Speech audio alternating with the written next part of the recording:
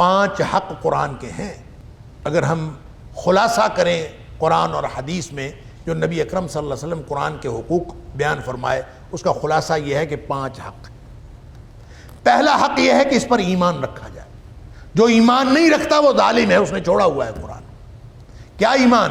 اس بات پر ایمان رکھنا کہ قرآن میرے سارے مسائل کا حل ہے۔ ان ھذا القرآن یہدی للتی ہی اقوم، یہ قرآن سیدھے رستے پر لے جاتا ہے۔ یہ ایمان رکھنا، یہ ایمان رکھنا کہ قرآن کی ایک ایک بات سچی ہے۔ یہ ایمان رکھنا کہ میں جب قرآن کو اگر پڑھوں گا تو قرآن میرے اوپر وہ سارے راز آشکار کر دے گا جو ارد گرد کی کائنات، پھیلی ہوئی کائنات پر تحقیقات کرنے سے بھی وہ راز آشکار نہیں ہوتے جو قرآن پڑھنے سے راز آشکار ہوتے۔ ایمان رکھنا، ایمان رکھنا پہلا حق۔ دوسرا حق ہے اس کو پڑھنا، تلاوت کرنا۔ لیکن جو اس کو تلاوت کرتا ہے اس کے معنی نہیں سمجھتا۔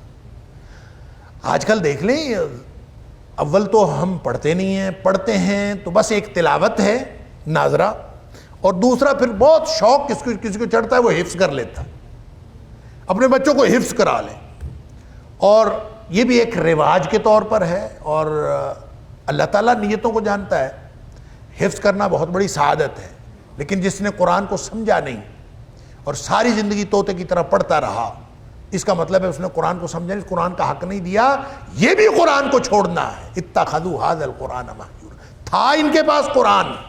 یہ وہ استغاثہ ہے جو قیامت والے دن نبی اکرم صلی اللہ علیہ وسلم اللہ کے سامنے پیش کر دینا۔ میری قوم، اور میری قوم سے مراد نبی اکرم صلی اللہ علیہ وسلم کے دور میں جو لوگ موجود تھے وہ بھی قومی، وہ بھی اللہ کے رسول صلی اللہ علیہ وسلم کی قوم۔ کیونکہ امت 2 قسم کی ہے، قوم 2 قسم کی ہے۔ ایک وہ ہے جنہوں نے نبی کریم صلی اللہ علیہ وسلم کی دعوت کو قبول کر لیا، وہ ہے امت اجابت۔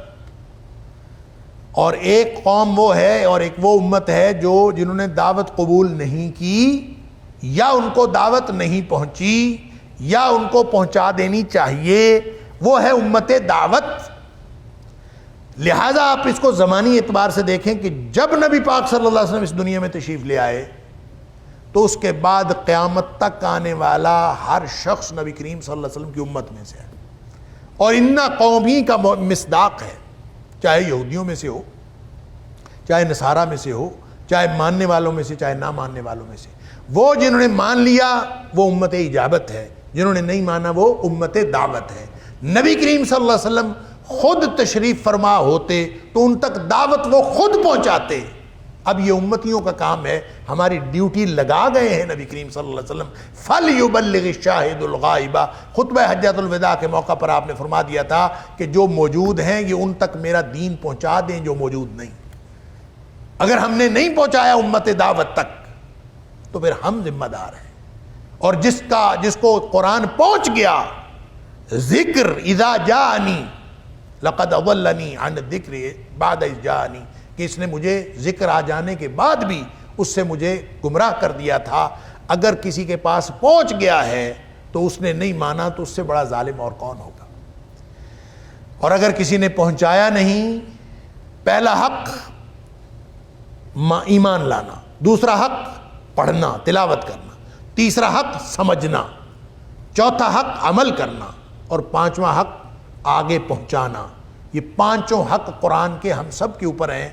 اگر ہم حق دے رہے ہیں قرآن کا تو انشاءاللہ ہم ظالم نہیں ہیں، اور اگر ظالم نہیں ہیں تو یہ قرآن ہمارے حق میں گواہی دے گا۔ نبی اکرم صلی اللہ علیہ وسلم القرآن حجت لک و علیک، یہ قرآن یا تمہارے لیے دلیل ہے یا تمہارے خلاف دلیل۔ اگر یہ ہم حق دے رہے ہیں تو پھر انشاءاللہ ہم ظالم نہیں ہیں، پھر قرآن ہمارے حق میں دلیل دے گا، ہمارے حق میں دلیل ہوگا، ہمارے حق میں سفارش کرے گا۔